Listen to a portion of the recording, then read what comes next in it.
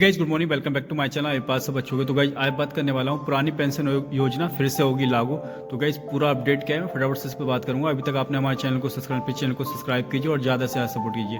तो गाइज आइए फटाफट से बात कर लेते हैं। तो गाइज आइए फटाफट से बात करेंगे। पिछले कुछ समय से सरकारी कर्मचारियों के बीच पुरानी पेंशन योजना ओपीएस को फिर से लागू करने की मांग जोर पकड़ रही है। कई राज्य सरकारों ने इस दिशा में कदम उठाए हैं और केंद्र सरकार भी इस मुद्दे पर विचार कर रही है। हाल ही में कुछ राज्यों ने अपने कर्मचारियों के लिए पुरानी पेंशन योजना को फिर से शुरू करने का फैसला लिया है, जिससे लाखों कर्मचारियों को फायदा होगा। पुरानी पेंशन योजना के तहत सरकारी कर्मचारियों को रिटायरमेंट के बाद उनके अंतिम वेतन का 50% पेंशन के रूप में मिलता है।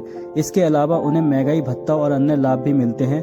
2004 में नई पेंशन योजना एनपीएस लागू होने के बाद से कर्मचारियों को अपने वेतन का एक हिस्सा पेंशन फंड में जमा कराना पड़ता है और रिटायरमेंट पर उन्हें एक मुक्त राशि मिलती है। पुरानी पेंशन योजना क्यों हुई बंद? 2004 में केंद्र सरकार ने पुरानी पेंशन योजना को बंद करके नई पेंशन योजना एनपीएस लागू की थी। इसके पीछे कुछ कारण थे। बढ़ता वित्तीय बोझ। पुरानी पेंशन योजना सरकार पर बहुत बड़ा वित्तीय बोझ डाल रही थी। जनसांख्यिकी परिवर्तन। बढ़ती जीवन प्रत्याशा के कारण पेंशन का भुगतान लंबे समय तक करना पड़ रहा था। कर्मचारियों की बढ़ती संख्या। सरकारी कर्मचारियों की संख्या में वृद्धि से पेंशन खर्च बढ़ रहा था। आर्थिक सुधार। नई आर्थिक नीतियों के तहत सरकारी खर्च को कम करने की जरूरत थी। किन राज्यों में फिर से लागू हुई पुरानी पेंशन योजना? कुछ राज्य सरकारों ने अपने कर्मचारियों के लिए पुरानी पेंशन योजना को फिर से लागू करने का फैसला लिया है। राजस्थान सरकार ने अप्रैल 2022 से ओपीएस को फिर से शुरू किया। छत्तीसगढ़, यहाँ भी 2022 में ओपीएस को बहाल किया गया। पंजाब सरकार ने नवंबर 2022 में ओपीएस लागू करने का फैसला लिया। हिमाचल प्रदेश 2023 में हिमाचल प्रदेश ने भी ओपीएस को फिर से शुरू किया। कर्नाटक सरकार ने जनवरी 2024 में ओपीएस को लागू करने की घोषणा की। केंद्र सरकार का रुख। केंद्र सरकार अभी तक पुरानी पेंशन योजना को फिर से लागू करने के पक्ष में नहीं है। हालांकि सरकार इस मुद्दे पर विचार कर रही है और कर्मचारी संगठनों से बातचीत चल रही है। कुछ प्रमुख बिंदु। प्रधानमंत्री की बैठक। प्रधानमंत्री नरेंद्र मोदी ने हाल ही में केंद्र सरकार के कर्मचारी प्रतिनिधियों से मुलाकात की है।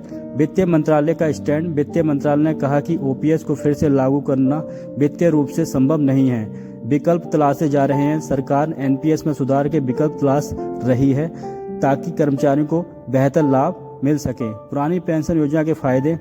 सुनिश्चित आय। रिटायरमेंट के बाद निश्चित मासिक आय की गारंटी। महंगाई से सुरक्षा। महंगाई भत्ते के साथ पेंशन बढ़ती रहती है। परिवार को सुरक्षा। कर्मचारी की मृत्यु के बाद भी परिवार को पेंशन मिलती है।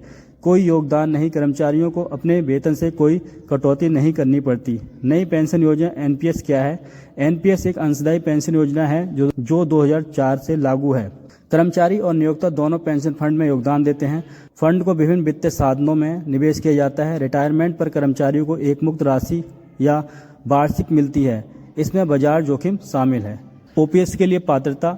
अगर ओपीएस फिर से लागू होती है तो इसके लिए पात्रता के मानदंड हो सकते हैं। 1 अप्रैल 2004 से पहले नियुक्त कर्मचारी। कुछ राज्यों में 2004-2005 के बीच नियुक्त कर्मचारी। नए कर्मचारियों के लिए विकल्प चुनने की संभावना। ओपीएस के लिए आवेदन प्रक्रिया। सरकार द्वारा अधिसूचना जारी करना। पात्र कर्मचारियों की पहचान। ऑनलाइन ऑफलाइन आवेदन फॉर्म भरना। आवश्यक दस्तावेज जमा करना। विभागीय स्तर पर आवेदनों की जाँच, मंजूरी और ओपीएस में शामिल करना। तो गाइस आई होप वीडियो आपको अच्छी लगी। लाइक करें, शेयर करें, कमेंट करें और चैनल को जरूर सब्सक्राइब करें।